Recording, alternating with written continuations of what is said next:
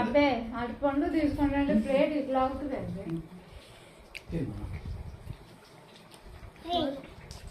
ఈయన పుట్టినరోజు చేశాను, అదేం దాని అవతారం అట్టొచ్చింది ఫస్ట్ టైం.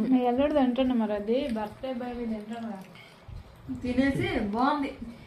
పండు ఎలా ఉంది పండు? ఇటు చూడు పండుయ్యా ఎలా ఉంది?